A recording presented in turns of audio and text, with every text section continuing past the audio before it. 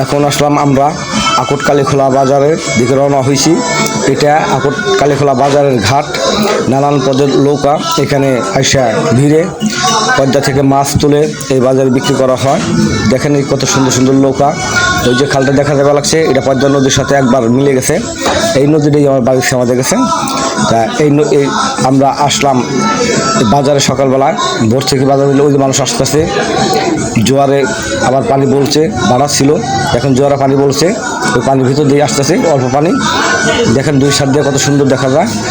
এইটা আকট কালীখোলার বাজারের ঘাটেরই রোড।